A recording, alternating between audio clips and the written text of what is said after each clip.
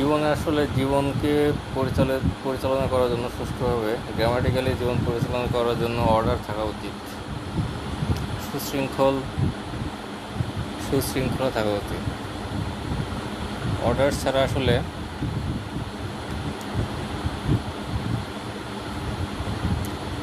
জীবন সুন্দর হয় না, মানে জীবনকে গোছানো সুন্দর হয় না। তো অর্ডারের সাথে প্রাসঙ্গিক বেশ কিছু জিনিস থাকতে হয়। যেমন আমার মনে অনেক বাসনা, কিন্তু আমি আসলে ফুলফিল করতে পারছি না। পারিবারিক কারণে হতে পারে, বিভিন্ন চাপের কারণে হতে পারে। তো এগুলোকে নিউট্রালাইজ করে যথাশীঘ্র সম্ভব জীবনে একটা অর্ডার নিয়ে আসা, জীবনকে সুন্দরভাবে পরিচালনা করার জন্য প্রত্যেকটা কাজে একটা নিয়ম থাকা উচিত, একটা রুল, একটা অর্ডার থাকা উচিত। তাহলে কি করা যায়?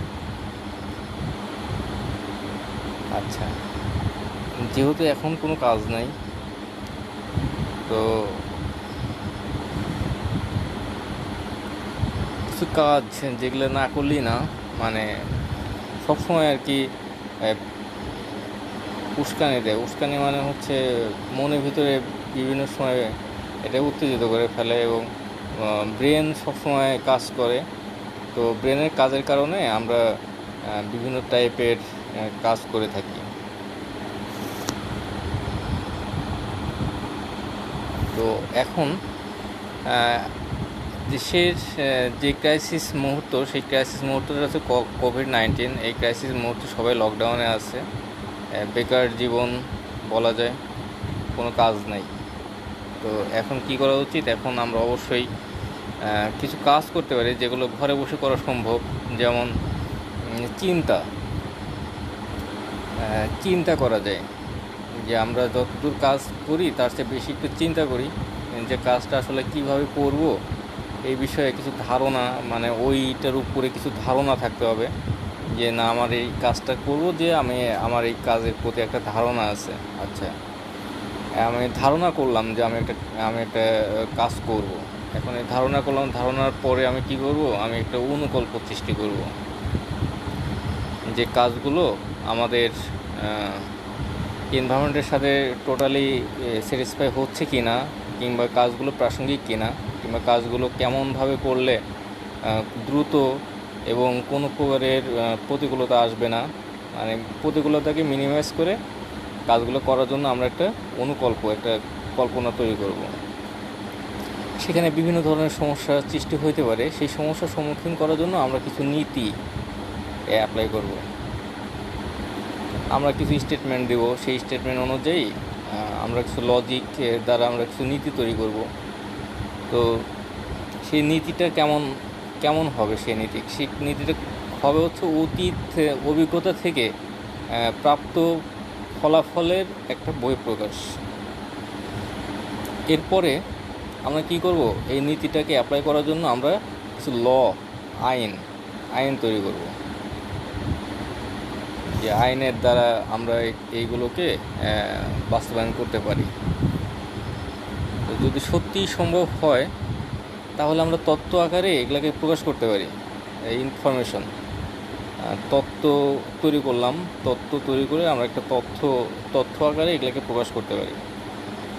তো প্রকাশের মাধ্যম অনেক উন্মুক্ত হয়ে গেছে, যে কারণে আমরা এই প্রকাশের মাধ্যম কারণে আমরা এখন এই করোনার এই পরিস্থিতিতে আমরা কোনো কাজের আর কি কাজ যেটা সেটা আমরা করতে পারি, এখানে চিন্তা করতে পারি। তো আমার মাথায় একটা চিন্তা আসছে, অনেক আগে চিন্তা আসছে, যে এডুকেশন সিস্টেমটা আপডেটিং করার জন্য, এডুকেশন সিস্টেমটাকে আসলে ইন্টারন্যাশনাল করার জন্য কি করা যায়। আমাদের যে ইন্টারমিডিয়েটের কোর্স আছে, আমরা সেটা করতে পারি। তো এটা একটা চিন্তা আসলো মাথায়, এডুকেশন। আচ্ছা, এডুকেশন যদি হয়, এখন তো মোটামুটি ভালোই শিক্ষিত জনগোষ্ঠী সৃষ্টি হয়ে গেছে, এবং সদিচ্ছা প্রণোদিত নাগরিক সৃষ্টি হয়ে গেছে, যারা নিজেরা আর্থসামাজিক উন্নয়নে কাজ করবে। আচ্ছা, যেহেতু এই ধরনের কিছু নাগরিক আমাদের আছে, তারা কাজ করতে পারে এবং এখানে নিশ্চিত যে তারা কাজ করবে, তাদের ইচ্ছা আছে। তো যেহেতু ইচ্ছা আছে, সুতরাং আমরা ওইখানে একটা বীজ অঙ্কুরিত হবে, এটা স্বাভাবিক। তো ওইখান থেকে আমরা কী পাই, আমরা একটা সাহস পাই, আমরা উৎসাহ পাই যে হ্যাঁ, কাজটা করা যেতে পারে।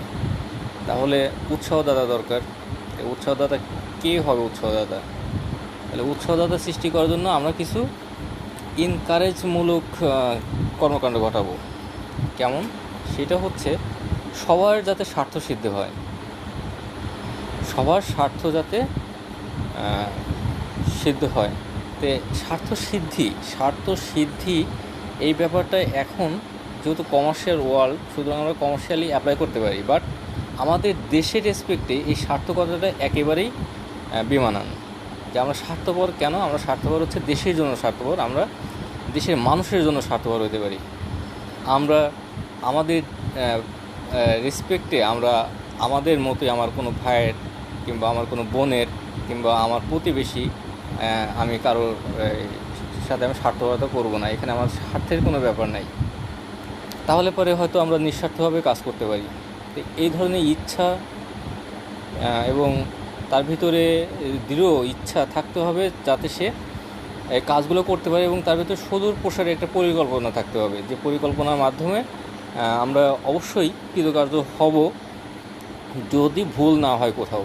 আচ্ছা, তাহলে ভুল করব না, যতটা সম্ভব সঠিকভাবে কাজগুলো করার চেষ্টা করব। যদি ভুল হয়, সে ভুলগুলোকে শুধরে নেওয়ার জন্য আমাদের অনেক মাথা থাকবে যারা এই ভুলগুলোকে শুদ্ধ করে দেবে, অনেক বুদ্ধিজীবী থাকবে যারা এগুলোকে শুদ্ধ করে দেবে। আর এখন ইন্টারনেটের যুগ, তো আমরা সার্বিক স্বচ্ছতার জন্য এটাকে খুবই কাজে লাগাতে পারি। যে আপনার হচ্ছে সর্বাধুনিক যুগে আমরা বসবাস করতেছি, এবং আমরা এই ইন্টারনেটের সার্বিক সুবিধা, আমরা ইন্টারনেটের যে সুযোগ সুবিধা, সেটাকে আমরা প্রপারলি ইউজ করতে পারতেছি না। That is lack of our nation. তো যেহেতু এটা আমাদের একটা ল্যাক হয়ে যাচ্ছে, আমরা কি করতে পারি? আমরা একটা কাউন্সিল গঠন করতে পারি, যারা ওইখানে বিশেষ করে কাউন্সিলর থাকবে, যারা কাউন্সিল করবে, যারা বিভিন্ন ব্যাপারে তারা কাউন্সিল করবে। কেমন? সেটা হচ্ছে এরকম যে সাধারণ মানুষের, গ্রামে গঞ্জের সাধারণ মানুষের ভাগ্য উন্নয়নের জন্য, তাদের ঐতিহ্যকে ফিরিয়ে নেওয়ার জন্য, যেহেতু সামনে অনেক দুর্যোগময় সময় আসতে পারে যেখানে আমাদের ঐতিহ্য বিকিয়ে যাইতে পারে, এটা পসিবিলিটি মোটামুটি 80% বলা যায়। কারণ হচ্ছে দেশ এগিয়ে যাচ্ছে পৃথিবীর গতির সাথে তাল মিলিয়ে। তো পৃথিবীর গতি এখন পৃথিবীর যে সংস্কৃতি, ঐতিহ্য, সেটার সাথে আমাদের যে ঐতিহ্য, সেটাকে যদি আমরা মিলানোর চেষ্টা করি, তাহলে রং হয়ে যাবে, ভুল হয়ে যাবে। ব্যাপারটা হচ্ছে এই ধরনের যে কিছু অপসংস্কৃতি আমাদের ভিতরে থাকতে পারে। তো অপসংস্কৃতিগুলোকে আমরা মুছে ফেলবো। মুছে আমরা কি করব? আমরা সঠিক যে আমাদের কালচার ছিল, পূর্বেও যে কালচার ছিল, আমাদের যে মায়া মমতায় জরাজীর্ণ একটা কালচার, ভাষা, শিক্ষা, সাহিত্য, সংস্কৃতি, এই এই কালচারটাকে আমরা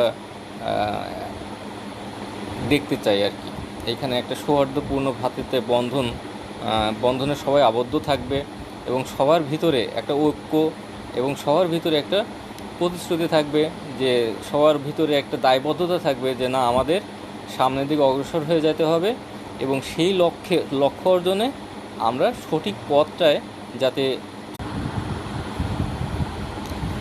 সঠিক পথে চলতে পারি। অর্থাৎ এই পথ প্রদর্শক হিসেবে আমরা একটা কাউন্সিল গঠন করব, যেটার নাম আমরা দিব হচ্ছে, একটা নাম দিব, সেই নামটা যৌক্তিক। কারণ হচ্ছে এইখানে বিভিন্ন পার্টির বিভিন্ন মতাদর্শের জনগণ বসবাস করে। আর সার্বিকভাবে আমরা একটা জিনিস জানি, যেটা হচ্ছে সর্বকালের সর্বশ্রেষ্ঠ বাঙালি জাতির পিতা বঙ্গবন্ধু শেখ মুজিবুর রহমান, যার সৃষ্টি না হলে হয়তো বাংলাদেশ কখনোই স্বাধীন হতো না। তার মতো সাহসী, আপসীন, দৃঢ়চেতা নেতা এই বাংলায় আর কখনো সৃষ্টি হবে কিনা আমরা জানি না। তবে এতটুকু নিশ্চিত আমরা বলতে পারি যে he is one of the greatest leader over the world and সে বাংলাদেশি। এটা আমাদের গৌরব এবং আমাদের ভরসা। এটা আমাদের ভরসা এবং আমাদের গৌরব যে আমরা এমন একজন লিডার পাইছি। তো আমরা অবশ্যই বঙ্গবন্ধু যে কাজগুলো করতো সেটা সাধারণ মানুষের ভাগ্য উন্নয়নের জন্য। তার যে বক্তৃতা ছিল সেটা সাধারণ মানুষের ভাগ্য উন্নয়নের জন্য। তার যে জোরালো বক্তৃতা সেটা স্বাধীনতা চাই। আমি স্বাধীনতা চাই, কারণ হচ্ছে আমি স্বাধীনভাবে কাজ করতে চাই। আমি স্বাধীন বাংলায় বসবাস করি। আমি কেন আমার মনের ভিতরে বিভিন্ন ধরনের দ্বন্দ্ব পুষে রাখবো? আমি স্বাধীনভাবে কাজ করতে চাই। এই যে স্বাধীনতা, কাজ করার স্বাধীনতা, নির্বাক স্বাধীনতায় পথ চলা, মানে কোনো প্রকার টেনশন নাই। সো এই জিনিসটা আমরা পেয়ে গেছি। আমরা এখন কি করব? আমরা টেনশনলেস কাজ করব। That's all. তাকে আমরা কোনো দলের কিংবা কোনো মতাদর্শের কোনো প্রকারের বৈষম্যমূলক দ্বন্দ্বের পাত্র বানাতে চায় না কখনো। মানে সে সার্বিকভাবে আমাদের সবারই father. He is the father of the nation. So আমরা তার নামে এই কাজটা করলে সে তার আত্মা শান্তি পাবে এবং আমরাও নিজেদেরকে স্যাটিসফাই মনে করব। যে কারণে আমি অবশ্যই চাই যে এই প্রজেক্টটা যেন বঙ্গবন্ধু কমন কাউন্সিল অথবা বঙ্গবন্ধু জেনারেল কাউন্সিল হিসেবে গ্রহণ করা হয়। কারণ হচ্ছে বঙ্গবন্ধু কমন কাউন্সিল কমন মানুষের, অর্থাৎ সাধারণ মানুষের ফরচুন, সাধারণ মানুষের ভাগ্যকে বিনির্মাণ করবে। সাধারণ মানুষের ভাগ্য উন্নয়নের জন্য তারা কাজ করবে। there is no doubt, absolutely there is no doubt। এবং আমরা এটা দৃঢ়ভাবে প্রতিজ্ঞাবদ্ধ যে আমাদের এখানে ব্যাপক পরিমাণে স্বার্থসিদ্ধি ঘটবে। প্রত্যেক মানুষ উপকৃত হবে। যেহেতু প্রত্যেক মানুষ উপকৃত হবে, সো আমরা এই কাজটা করতে পারি। আর আমাদের যে মোটিভেশন পাওয়ার, আমাদের যে স্টেপগুলো, সেই স্টেপগুলো টোটালি এই যুগোপযোগী এবং যথোপযুক্ত, জনগণের জন্য যথোপযুক্ত হবে এবং যুগোপযোগীও হবে। সবাই যাতে মনের আনন্দে চলতে পারে, সবাই যাতে স্বার্থের ব্যাপারটা সিদ্ধ হয় এবং সবার যাতে উপকৃত হয়, এই জিনিসগুলো আমরা অবশ্যই চিন্তায় রেখেছি এবং আমরা পরবর্তীতে এগুলো অ্যাপ্লাই করব। যখন অ্যাপ্লাই করব তখন সাধারণ জনগণ দেখতে পাবে। আর কার দোষ না, এই যে দোষাদোষী একজনের ভিতরে আরেকজনের যে দ্বন্দ্বের সৃষ্টি, এই দ্বন্দ্বকে নিরসন করার জন্যই আমরা গ্রামভিত্তিক এটা চালু করতে চাই এবং যাতে সার্বিক স্বচ্ছ হয় সব কিছু। এবার অনেক ভালো একটা কাজ হয়েছে, সেটা হচ্ছে এই ইন্টারনেটের সুবিধার কারণে মোবাইল ব্যাংকিং সিস্টেম, এই মোবাইলের মাধ্যমে টাকা পয়সা সাধারণ জনগণের কাছে গেছে। মানে সরাসরি একবারে ইন হ্যান্ড তাদের কাছে টাকা পয়সাগুলো পৌঁছে গেছে। এরকম হলে পরে কোনো প্রকার দুর্নীতি, অপচ্ছায়া, কোনো প্রকারের সন্ত্রাসবাদী কার্যক্রম, সাম্রাজ্যবাদী আগ্রাসন, কোনো কিছুই, সব কিছু আমাদের চোখে ধরা পড়বে। আমরা তখন বলতে পারবো যে ভাই এখানে সমস্যা হয়েছে। একবারে আপনার হচ্ছে একবারে চাক্ষুষ প্রমাণের মতো আর কি, সবগুলো একবারে চাক্ষুষ প্রমাণের মতো। যখন প্রমাণ সামনে থাকবে তখন কেউ আর কিছুই বলতে পারবে না। এই যে উস্কানিমূলক কথাবার্তা, বিভিন্ন ধরনের ভিডিও তৈরি করা, মানুষের ভিতরে উল্টাপাল্টা আচরণ, এগুলো খুবই খারাপ। এবং এই খারাপ কাজগুলো যদি নিজের থেকে পরিহার করা না যায় তাহলে পরে এই সমাজ কলুষিত হবে। আর আমরা চাই না যে সমাজ কলুষিত হোক। আমরা সবার ভিতরে সচেতনতা সৃষ্টি করতে চাই। আমরা সবার ভিতরে ওই ধরনের সচেতনতা সৃষ্টি করতে চাই যে তার নিজের ব্যাপারটা বুঝতে পারবে এবং অন্যের ব্যাপারও বুঝতে পারবে। আমি নিজের ব্যাপারে বুঝি না, মানুষের ব্যাপারে ইচ্ছা মতো যা খুশি তাই বলি। ইটস ভেরি মাচ এটা একটা বৈষম্যমূলক, আমার কাছে মনে হয় এটা একটা বৈষম্য। আমি নিজে বুঝি না, আমি মানুষ কেন কি বলতে যাব? ওয়াই? এটা আমার কাছে মোটেও সম্ভব না। অনেকেই আছে এরকম যে সিগারেট খাচ্ছে পড়াচ্ছে ধূমপানের কুফল। আমি সিগারেট খেলে আমি ধূমপানের কুফল পড়াচ্ছি। এই জন্য যে আমি ধূমপানের কুফল সম্পর্কে জানবো না তা না। আমি দেখলাম যে সে সিগারেট খাচ্ছে অথচ ধূমপানের কুফল সম্পর্কে পড়াচ্ছে। যে আমরা এটা মেনে নিই যে না সে জানে, সে বোঝাইতে সক্ষম, যে কারণে সেটা পড়াইছে। তো আমরা এটা নিয়ে বাড়াবাড়ি করতে চাই না, আমরা অবশ্যই স্যাক্রিফাইসের দৃষ্টিতে দেখতে চাই, এবং আমরা করতে চাই, আমরা চাই যে জনগণ বুঝুক, জানুক যে আসলে ভিউটা কোথায়, আমাদের দেশীয় রাজনীতি কত অসহায়, এবং আমাদের দেশের মানুষজন শোষণ, নিপীড়ন, নির্যাতন, পরাধীনতা শৃঙ্খলা আবদ্ধ, ভাষার জন্য সংগ্রাম, অলওয়েজ সারাটা জীবন, এই মুসলমানরা বিশেষ করে সারা জীবন সংগ্রাম করে গেছে। একবার ব্রিটিশদের তাড়াইছে,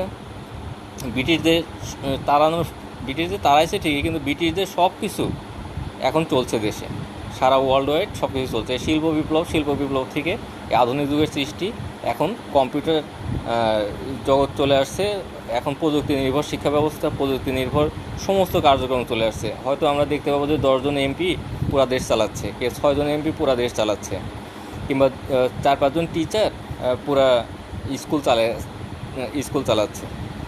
তো যেহেতু আমাদের বেকার সমস্যা প্রচুর,